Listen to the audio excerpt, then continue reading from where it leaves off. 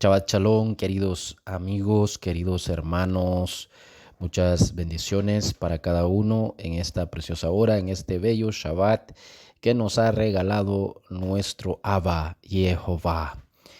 Es muy especial pues estar cada Shabbat sirviendo a Jehová, sirviéndole a Él, guardando su Torah y pues celebrando precisamente el Shabbat. Así que muchas bendiciones a todos mis queridos hermanos y hermanas, lo que es todos mis hermanos y hermanas pues de las Kehilot de Yehoshua a la cual pertenecemos, y también muchos saludos a nuestros amados consiervos Morín y Morot, maestros y maestras de las Kehilot de Yehoshua, los cuales también traen su comentario de la Parashá cada Shabbat. Bendiciones a ustedes y también bendiciones especiales a nuestros mentores y pastores y maestros, a Aarón y Araceli de Morales, quienes hacen posible pues que lleguemos a ustedes a través de Radio Shalom, allá en cabina principal en el sur de California. Y nosotros pues estamos acá transmitiendo desde Tegucigalpa, Honduras, extensión Honduras.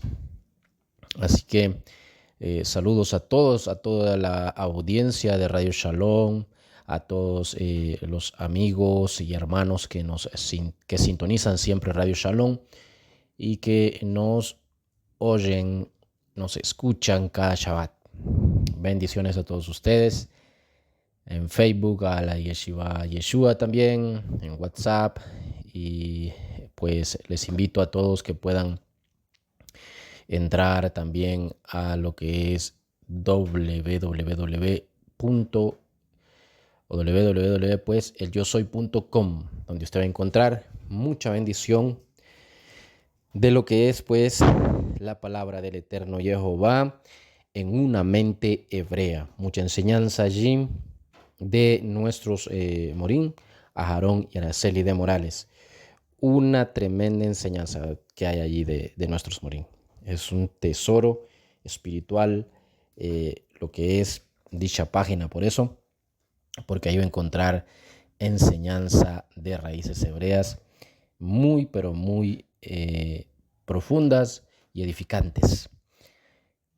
Bien, mis hermanos, vamos a hacer la tefilá para dar inicio entonces hoy a nuestro comentario. La parashá lleva por título Vayavó Moshe, que significa y vino Moisés, basado en Shemot 19:7, y donde toma nombre la parashá, pero también llega hasta el 20:26 de Shemot, Isaías 61, 6 al 10, Salmo 59, el libro de los Hebreos ya en el Brit Hadashah, el libro de los Hebreos, capítulo 12, verso 18 al 29. Pero hagamos esta tefilá a nuestro Jehová. Baruch atah Yehová Eloheinu melech haolam asher bahar banu mikol ha'amim venatan lanu et torato. Baruch atah Yehová noten hatorah. Beshem Yeshua Mashiach, Sar Shalom. Bendito eres tú, Jehová, Dios nuestro, Rey del universo, que nos escogiste de entre todas las naciones y nos entregaste tu Torah. Bendito eres tú, Jehová, dador de la Torah, en el nombre de nuestro Mesías, Yeshua. Amén, amén y amén. Príncipe de paz. Amén. Bien, leemos entonces, dando inicio en lo que es Shemot capítulo 19, verso 7, y es en este capítulo 19 y 20, hasta el verso 26, entonces, en estos dos capítulos, desde el verso 7 del 19 hasta el verso 26 del 20, que vamos a estar hoy pues meditando en esta hora. Y nos dice así el verso 7 del capítulo 19 de Shemot. Nos dice, y vino Moisés y llamó a los ancianos del pueblo y expuso delante de ellos todas estas palabras que Jehová le había ordenado. Vayavó Moshe, dice ahí. Y bueno, y vino Moisés, Vayikra, y llamó a los ancianos. Y pues es interesante ver Entonces, que Moshe a los primeros que llama, según nos dice este verso 7, es a los ancianos del pueblo. Usted lee y se da cuenta, cuando lee detenidamente, que es a los ancianos del pueblo. Él llama, dice acá claramente, a los ancianos del pueblo. Esto nos enseña entonces el respeto que tenía Moshe hacia ellos. Aparte, pues, de que sabemos que anciano es, en la Torá es símbolo de autoridad, de poder y sobre todo, pues, de autoridad. Entonces, en lo que es el pueblo del Eterno Jehová. Y así que Moshe primero le llama a ellos, porque hay, por llamarlo de alguna manera, hay también en el pueblo de Jehová, pues hay jerarquías. Y ya lo vimos más atrás en las parashot anteriores, cómo pues se delega eh, cargos de autoridad a un buen número del pueblo de Israel.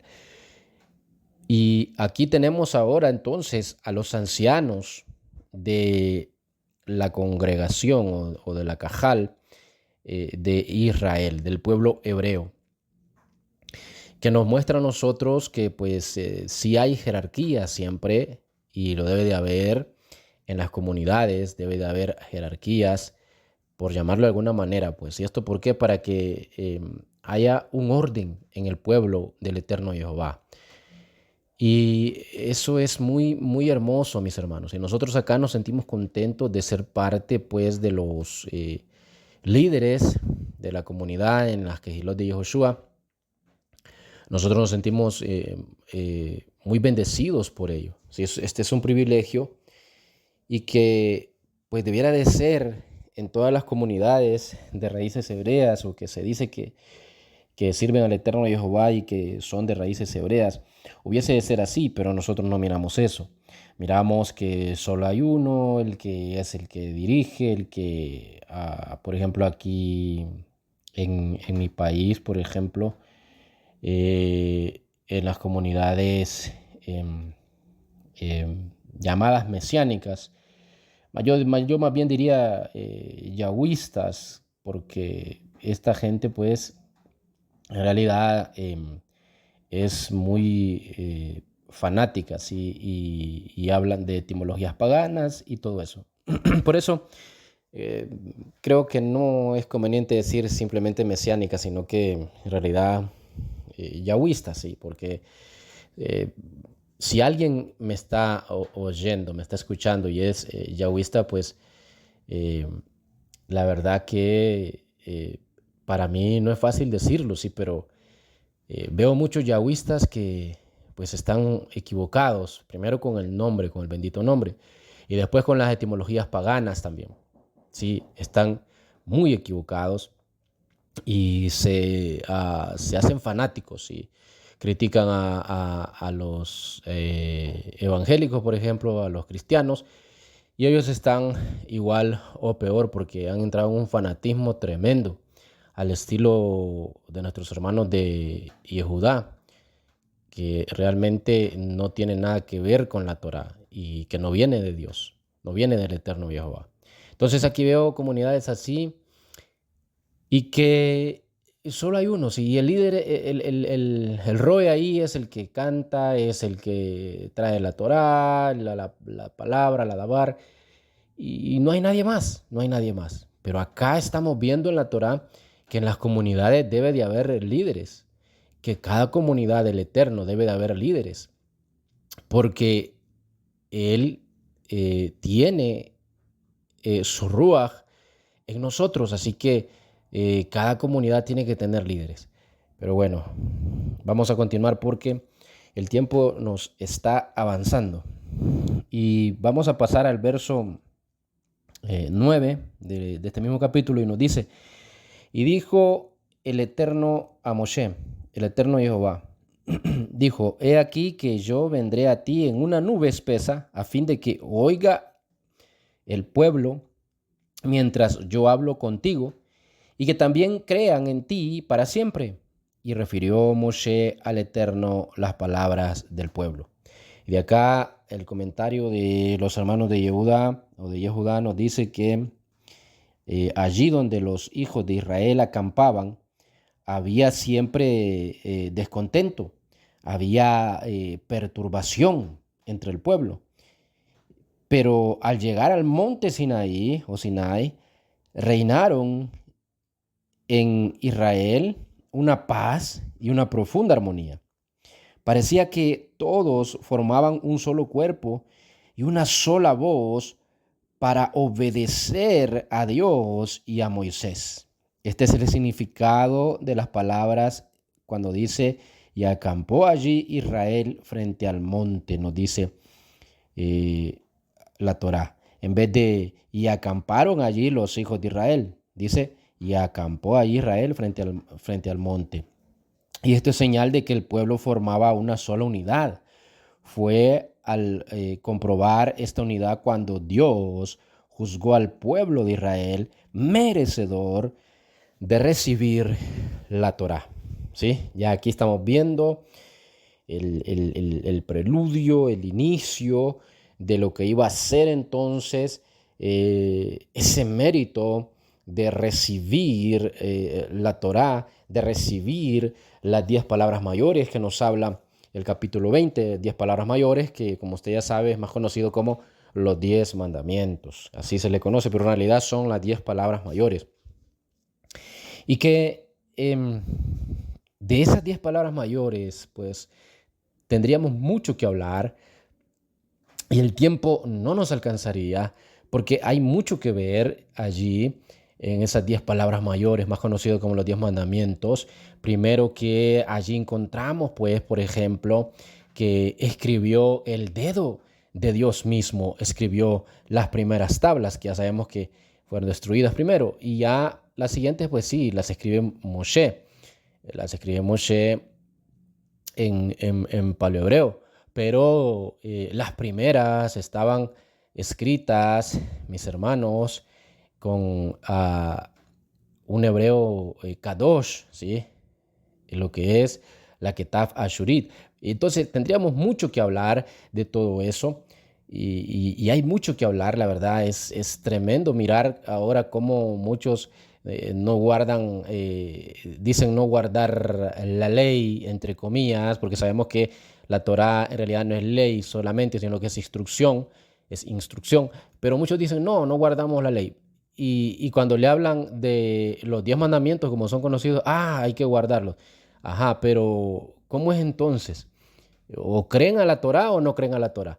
Y dentro de los 10 mandamientos, pues no guardan Shabbat, muchos. Y entonces, o guardamos una parte o no la guardamos. O estamos haciéndolo a nuestra propia manera. ¿Qué es lo que está pasando con las religiones del mundo? O sea, ahí tendríamos mucho que aprender y mucho que ver, ¿sí? Pero acá es el preludio entonces, es como el inicio de que Elohim nos está mostrando, Jehová nos está mostrando que Él vio ya el momento adecuado para traer los 10 mandamientos más adelante en el capítulo, pues obviamente acá en estos capítulos 19, más adelante en el capítulo 20. Y nos sigue diciendo el verso 13, este capítulo 19 de Shemot. No lo tocará a mano, pues será apedreado o aseteado. Y quiero que miremos lo que nos dice este verso, porque es interesante, ¿sí? Ya hablando en el capítulo 13, entonces, y nos dice, no lo tocará a mano, pues será apedreado o asaeteado, ya sea bestia, ya sea hombre, no vivirá, solamente en el caso de prolongarse mucho el sonido del yobel, o sea, el cuerno del carnero, podrán subir al monte. Entonces, esta palabra significa según el lugar donde está empleada. Carnero, trompeta de cuerno de carnero y jubileo, o sea, celebración de un acontecimiento, según los hermanos de Judá, en el 50º año. Y pues eso es interesante, quería leerles porque es interesante lo que dicen acá nuestros hermanos de Yehudá. Ahora sí, pasemos entonces al capítulo 20. Porque ya acá encontramos las 10 palabras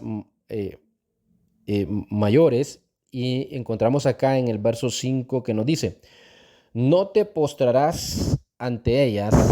¿Y de qué está hablando? De las imágenes. Y no te postrarás ante ellas, ni las servirás, porque a mí yo soy Jehová, tu Elohim, Elohim celoso, que revisa la iniquidad de los padres en los hijos hasta la tercera y la cuarta generación de los que me aborrecen. Cuando estos siguen practicando, nos dicen nuestros hermanos de Yehudá, que esto quiere decir que cuando estos, o sea, los hijos, siguen practicando, y a eso se refiere acá cuando dice que yo soy Jehová tu Dios celoso que revisa la iniquidad de los padres en los hijos hasta la tercera y cuarta generación. Pero es cuando estos siguen practicando la iniquidad de sus padres, ya que los hijos, sabemos, no deben seguir el mal ejemplo de ellos después de conocer sus consecuencias, o así debería de ser. Pero en muchas ocasiones no es así. Bueno, esto es lo que nos dicen nuestros hermanos de Yehudá, que los hijos no deben de seguir el mal ejemplo de los padres, al conocer pues ya lo que son las consecuencias. Pero en muchas ocasiones, como les digo, no es así. Los hijos siguen el mal ejemplo de los padres.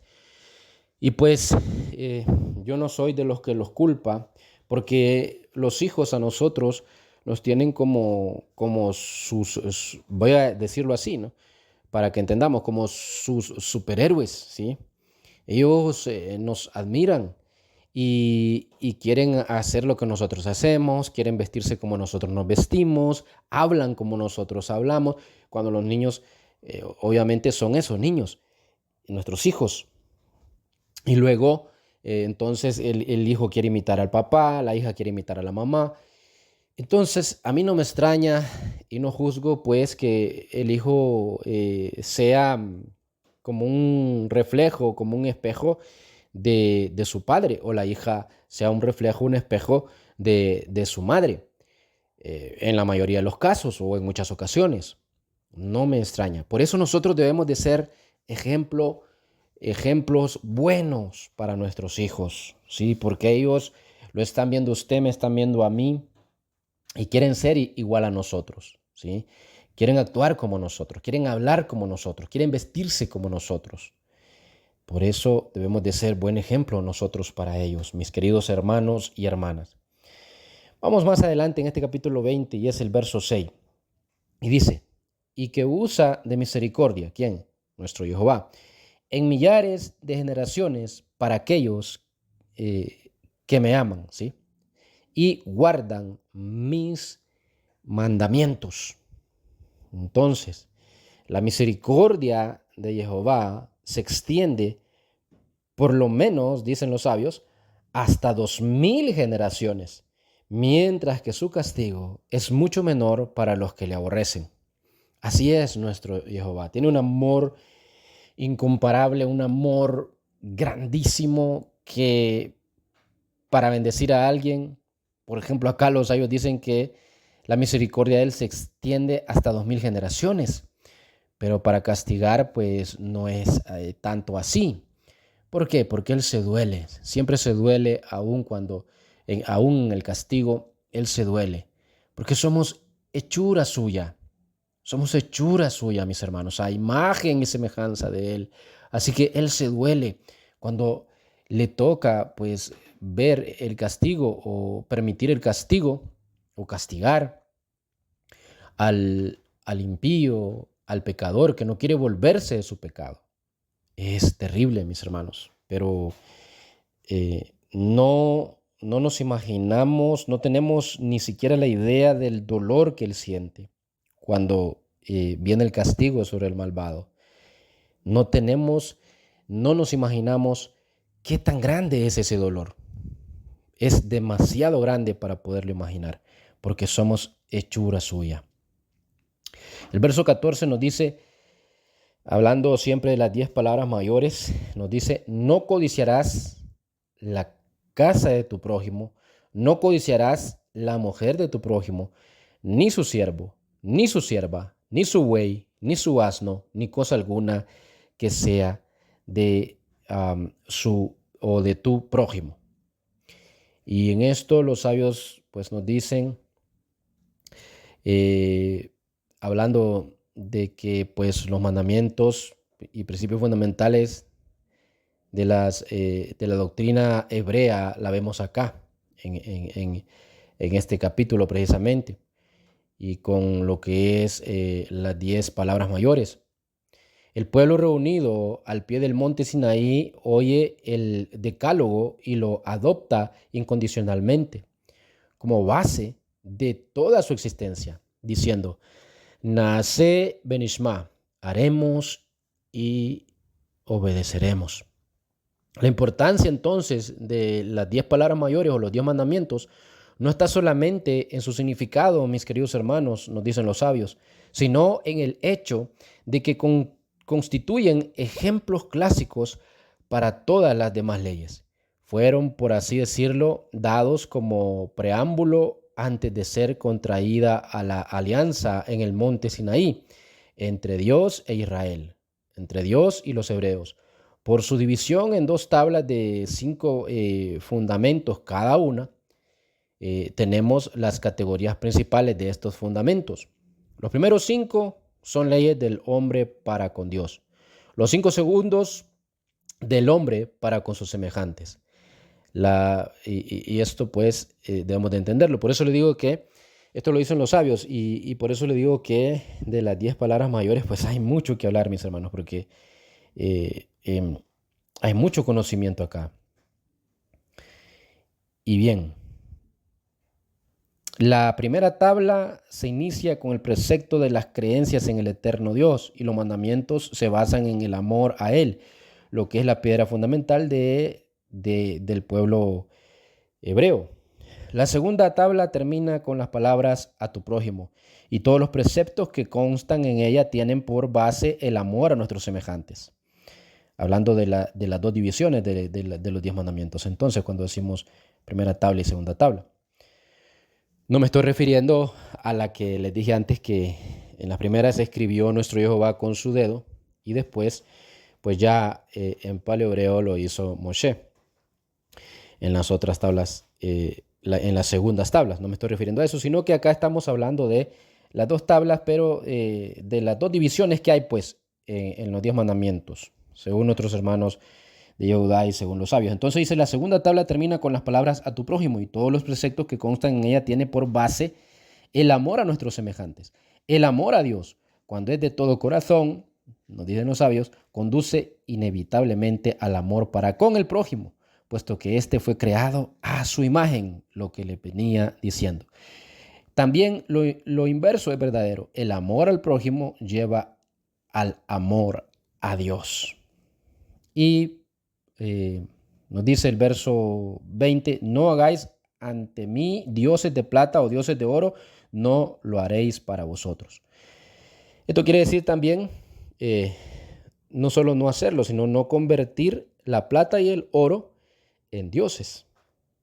Y terminamos con el verso 26 hasta donde llega esta parashá acá en el libro de Shemot y nos dice, subirás por gradas a mi altar para que tu desnudez no se descubra junto a él. Y ahí termina nuestra parashá en el libro de Shemot, ¿sí? En lo que es el libro de Shemot. Y pues respecto a esto, donde termina nuestra parashá, pues esta prohibición sabemos que fue por el tipo de vestimenta de la época y por lo tanto el respeto que se debía tener en el altar santo, en el altar Kadosh. Y que debe de haber también hoy en día en los altares, porque eso se ha perdido. Me refiero al tipo de vestimenta que tenía el pueblo hebreo, los cuales tanto mujeres como hombres, pero ese es otro tema, sí, tenían una especie de túnica que era como un vestido ambos, pero como les digo, ese es otro tema. Entonces, ¿qué pasaba cuando Moshe subía al altar? Se descubrían las vergüenzas de Moshe. O sea, se dejaba ver, porque el altar estaba en la parte alta, se dejaba ver y Moisés tenía que subir gradas a la parte alta, se dejaba ver su ropa interior, ¿sí? O se dejaba ver pues la parte interior de Moshe, así. Y Jehová quería un respeto, de ahí donde después dice que tiene que hacerse calzoncillos, así, da las especificaciones. Lo que él quería era un respeto en el altar, pero eso se ha perdido, ¿sí? Se ha perdido ahora. Sabemos que en nosotros vive el Ruach HaKodesh, el Espíritu de Santidad. Y muchos se basan en eso y dicen, no, es que al altar puede subir como sea. El altar solo está hecho por manos de hombres. No, aquí miramos que Jehová le enseña a Moshe a tener respeto cuando subía al altar. Pero hoy eso se ha perdido. Bueno, hermanos, lastimosamente el tiempo se nos ha ido. Así que hasta aquí voy a dejar mi comentario. Muchas bendiciones para todos ustedes. Quien estuvo en esta hora con ustedes, mis hermanos, pues es su hermano, valga la redundancia, Nelson Méndez, quien les dice a todos muchas gracias por su atención y hasta la próxima. Gracias, mis hermanos. Shabbat Shalom. Bendiciones.